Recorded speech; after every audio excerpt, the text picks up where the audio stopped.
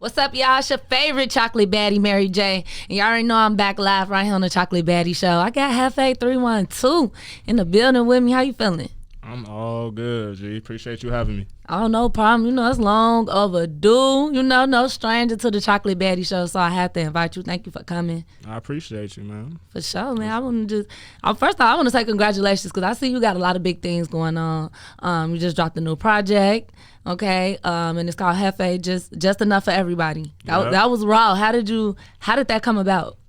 It's actually a concept I had some years ago that I never really fully fleshed out because at that point, ain't nobody really know about me. Like, at first it was a remix project that I had dropped on SoundCloud. So I really just brought the idea back because I felt like I could rebrand it. I felt like it fit with where I was in my career at the moment.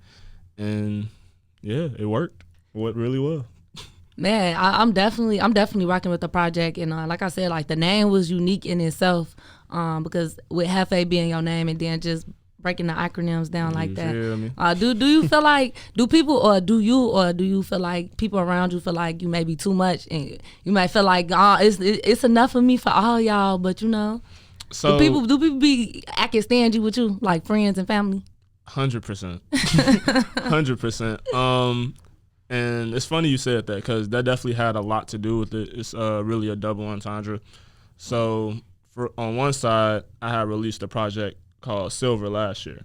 Okay. And Silver got like great reception, but also it was a lot of criticism. Not really criticism, but suggestions like you should have had more of these type songs or what about these type songs. So this was really just to exhibit my versatility really. And just like, all right, I have something on here for everyone. Like, I got this type of song for you who like this type of music, this subgenre here. So I tried to really tap into every aspect of what I'm good at and what I'm capable of and put it all on a concise body of work.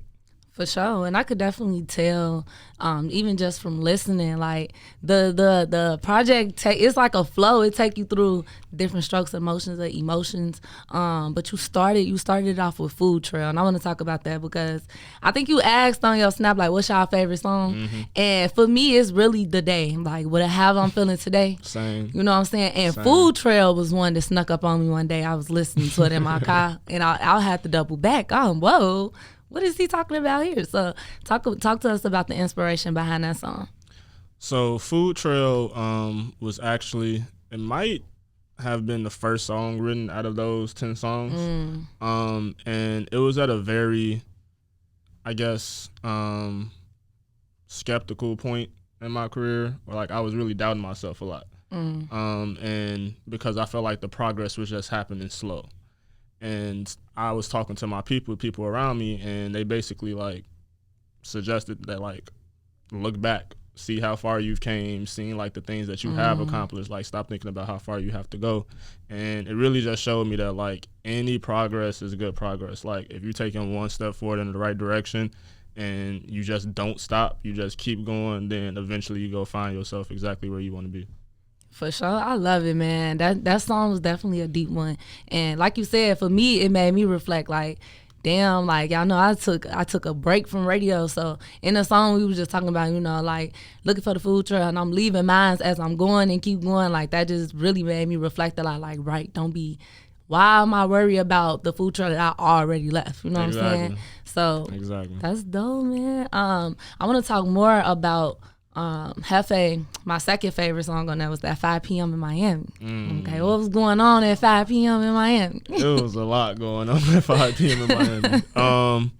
So a lot of people ask this, like I didn't just randomly make up that title. I was actually in Miami. I mean, the song, you can tell. It was at 5 p.m. But I just had a lot going on with a lot of the people closest to me. It was a lot of disputes going on with like long-term friends that I had found peace in. Like we had like hashed things out.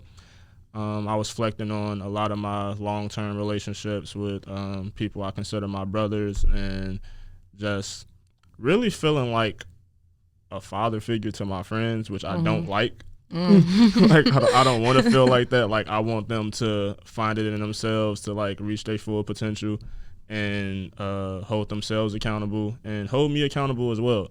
So it was just it was super relationship based and just a lot of reflecting. It was all over the place. Like my mind was just going 100 miles per hour. Yeah, I feel like it's one of them vent songs. Yeah, like you was 100%. just like letting it out. Like, and as I'm listening to it, like, you know, I roll up, listen to it. Like, damn, his blunt. Oh my God, this is so true. So, big facts though. For sure, man. I would say like Jefe is definitely a solid project, but it's Thank no you. surprise coming from you because y'all know I got super hooked on from the Black project. Oh, I want to take it back. we gonna take it all the way back because y'all know that's crazy. over here on Chocolate Baddie showing my Chocolate Baddies, we love Skin. Like we was I was playing crazy. Skin. I was telling Cino like, yo, I need you to get him on my show. I don't know how I'm gonna do it because I'm in Carbondale, but I'm gonna get it done. You a real one for that, man. Look, listen.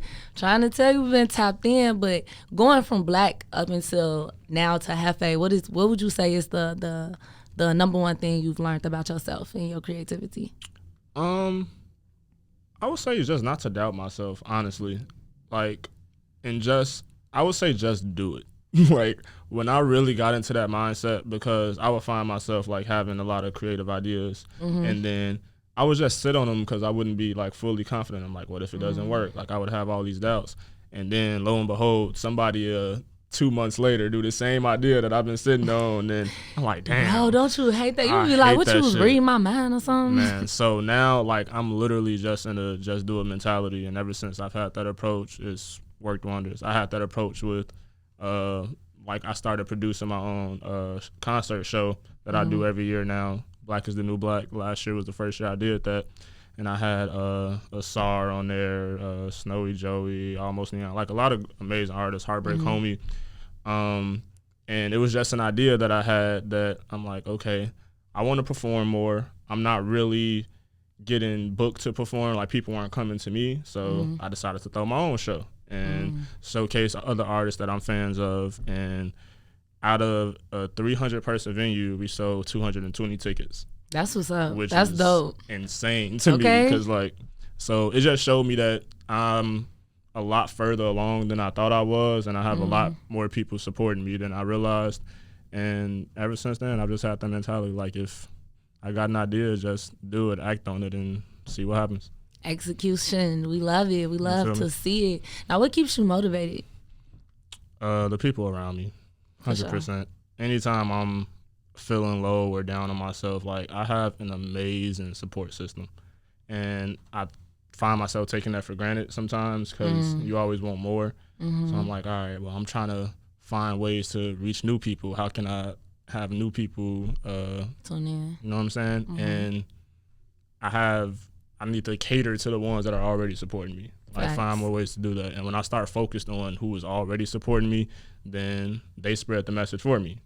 And, like, word of mouth is the most powerful promotion that there is. Like, at the end of the day, you can do all the ads, you can do all the Twitter, IG posts, but, like, somebody telling someone else that they are a fan of you and just that authentic just connection is unmatched. For sure, man, because that's how I tapped in. Like I said, man, shout out to my cousin, shout out to Cino. You know, she kept talking, she kept saying, like, and usually, you know, people be like, my homie, they good, they good. I'll be like, okay. Like, everybody think they homie good, but no. She sent that song. She didn't even send me the song. That's the crazy part. We listened to it in her car, we smoking. She like, yeah, I want you to hear this. And then I heard it, and I was like, send that to me right now. And then I was listening to it, and for the longest, I didn't even know who sung the song. I'm like, you just send me this song. It don't got no name, no type. What's the name of it? I'm trying to play it on the show. And so, yeah, that word of mouth very powerful, because since then, I've been tapped in, for sure. That's a prime example of my support system right there. Like, man, like, the team I have around me, like, I 100% would not be in this position, literally or mentally, to even keep going without them. That's dope, and it's definitely needed. It's dope to see, you know what I'm saying, your friends and family supporting you with your career, you know what I'm saying. That's definitely always a win. I want to take it back because, you know, your name is Jefe312, and, you know, I'm from, we from Chicago, but I always had this argument, 773 or 312, which one is the real Chicago? And me personally, you know I'm going with the 773. Okay, so honestly, I am a 773 baby, but aesthetically, 312 just fit better. It was a lot more brandable, and 312 is like the center of the city, so it's not really leaning towards one direction. That's facts. So yeah, 312 is just all inclusive. I probably was last week years old when I learned, like, 312 is really the Bronzeville area. It's like the real Chicago. Yeah. 773 is more like East. Yeah. I guess I didn't know. Look, I'm from up East. So. Yeah. I did some research when trying to figure out what I was gonna do. For sure, man. That's dope. Okay, so what part of Chicago are you from? I'm from Uptown. I spent a lot of time living out south, but I never really like hung out or like formed meaningful relationships with anybody from out there. Okay. I went to school out west for a long time, so a lot of my long-term friends are out there, but as far as like neighborhood where I'm known at, like my roots are definitely from the Uptown neighborhood. Okay. Like Uptown, like Young Pappy Uptown? Like over there? Yeah, like right over there. Like, man, let's talk about Wilson it because and all that. You know what's crazy is I never thought, like, I would never imagine up north being that way. Like prior to him coming out, like it was like Young Peppy. I'm like, and I liked his music because he was T, but I'm like, up north, where up north? No, not downtown. And I started learning more about it. And so, like, do you get that a lot, or how does it make you feel, like, when you hear like, oh, we didn't even know, like when people think up north is just like. Well, most of my homies are from up north, so they know. You feel me? But I wouldn't say it's ever been like any smut on the name of like Uptown or anything. I think it's been pretty well respected by just people who outside for real. Like they know what's up. But no, I ain't never really got that feeling that it's like disrespected or underrated or anything. For sure. Well, I want to get into a music break, but I want to tap a little bit into with you being from Chicago, and because your sound is very different, and especially in 2021, when people hear Chicago artists, they just automatically assume like drill. Yeah. And so, how was you able to differentiate yourself from that scene and still be unique to you? I won't lie, I definitely like early on tapped into every sub-genre of hip-hop possible, and it just felt forced. Like, it just felt forced. I found myself trying to emulate my favorite artists, and it didn't work because you can tell when something isn't authentic. You can tell when something's fabricated. So when I start just really focusing on talking about my life, like the flows and the sound and all that came together, my beat selection started fitting what I felt like could be like the soundtrack of the life that I'm living at that moment. And it happened really natural. And that's my favorite compliment, and probably the compliment that I get most often is that I don't sound like anybody else. And I think there's nothing better that you could say, because it's a lot of copycatting going around. That's facts. I mean, that's one of the reasons why I really love your music, because it's so authentic, it's so real. It's like you feel the feeling in your lyrics, and so I can appreciate that for sure. Thank you. What's up, y'all? It's your favorite chocolate baddie, Mary J. And make sure y'all turn me up every Thursday from 5 p.m. to 7 p.m. right on iLLANOiZE Radio. I'm live, I'm lit. It's a drip with the Chocolate Baddie Show. It's Mary's music, and you know I'm bringing all the sauce, so turn me up. But yeah, product of our environment, of my environment. Let's talk about that. In what ways do you feel like you're a product of your environment? I am very Chicago. And if you I feel it. if you listen to my music, like, there's no question where I'm from. There's no question the pride that I have in my city. And I've just, like, I think it's reflective in my music that I was inspired by a lot of just different types of music even. Like, my mom was, like, heavy R&B, and my dad was, like, classic hip-hop. one of my grandmas was gospel. The other one listened to like V103 all the time, old school jams. My grandpa like played instruments and jazz. Like, so I feel like all of those like form together to like create the music that I make, which I think is very apparent on Jefe. Like, you can hear all the different sounds and influences from different types of music. For sure. And who are some artists that you look up to that inspire you musically? So many. That list is really, really long. But off the top of my head, top three. Shit. Yeah, I know. Drake on there for sure. Okay. Kanye is on there for sure. For sure. Gotta put the Chi-Town in there. And it's tied. I gotta use it. All right, who we tied with? It's tied between Cole and Saba. I'm a huge Saba fan. Saba baby? Nah, Saba.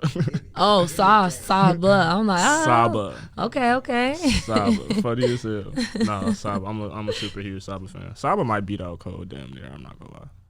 Yeah, really? I think Saba my third. Okay. After Care For Me, that shit was too crazy. That shit was one of my favorite albums of all time. That's like top 10 favorite albums of all time. Okay. If you could bring one artist back from the dead to work with, who would it be?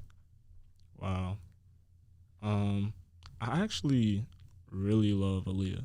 Yes. I could see y'all on a track together. Like, you should do an Aaliyah sample. Yeah, her. I might have to look into that. No, her vibe Chocolate Bad gave you the drip. You feel me?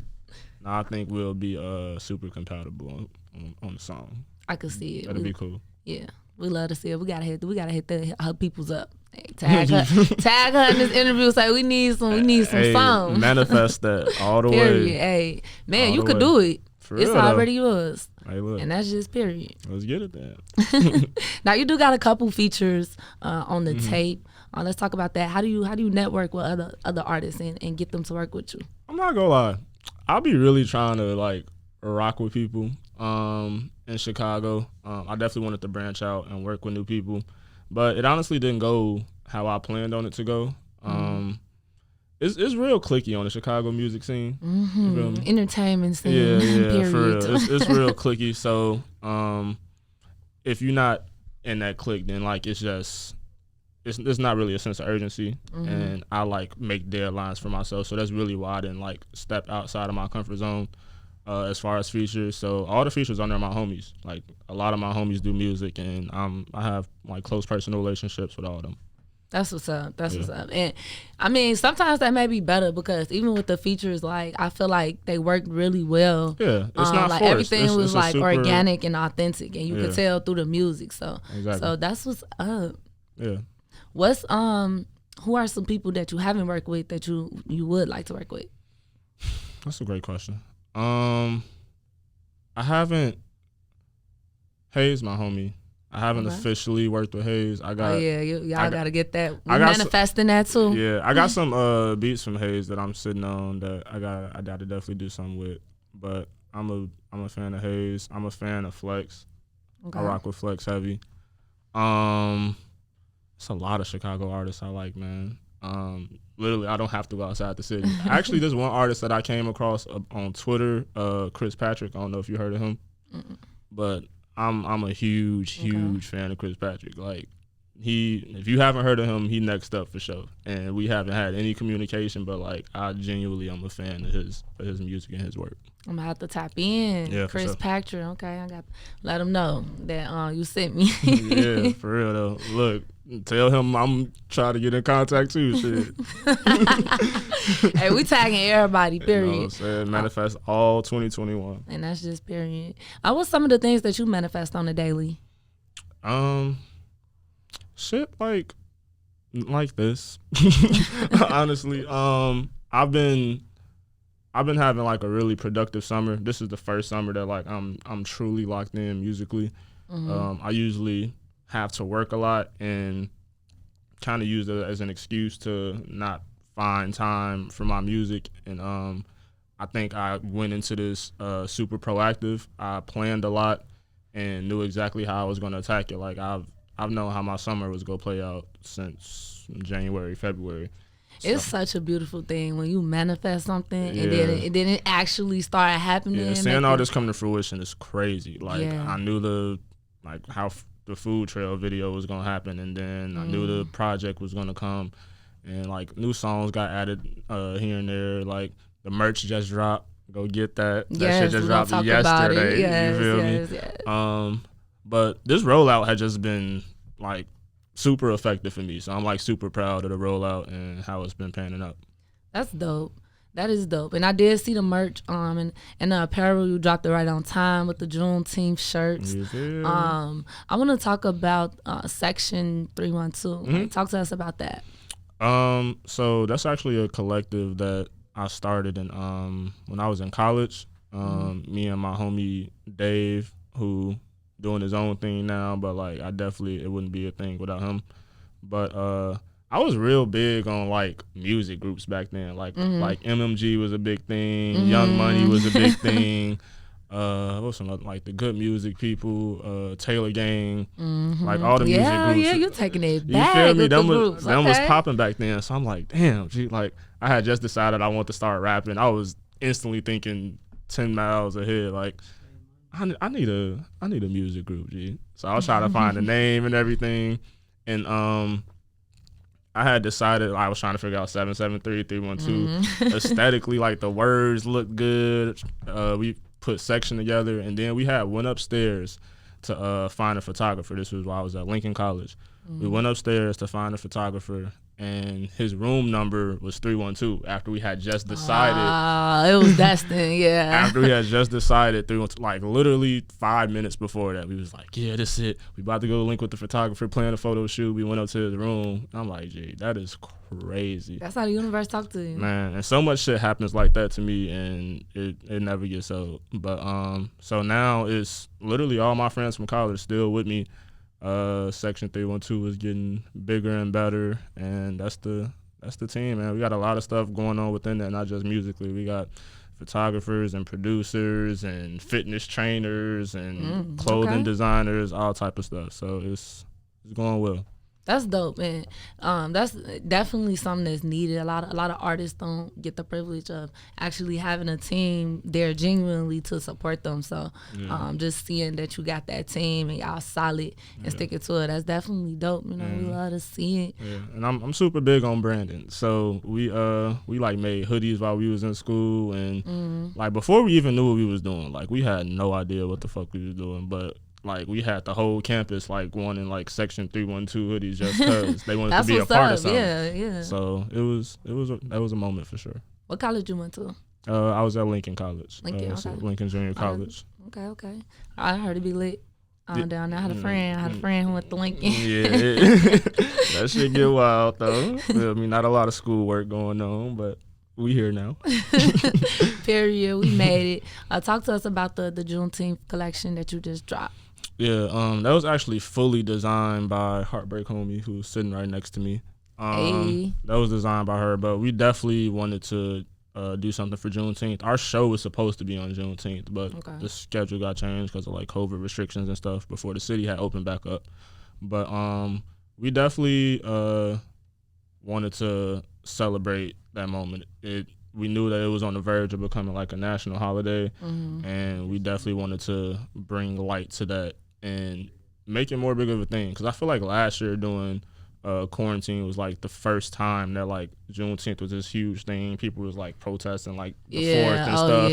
And so we was just trying to bring positive light on it. Period, man. Where can everybody shop and get them shirts at? Jefe312music.com. J.E.F.E 312music.com. And you got your own website. See, it's the branding for me, okay? We trying to be real official LLC Twitter out here. You feel me? Period. Not the LLC Twitter. I wanted to ask, how old are you? I am 25. Just turned 25. Okay, happy belated birthday. Thank you. Gemini season. Yes. The reason why I ask is because I feel like when I listen to your music, it sounds like you've been here before. Like, you're very aware and conscious. Like, thank you. How did you get so conscious? My dad. My dad, for sure. That's the simplest answer I can give you.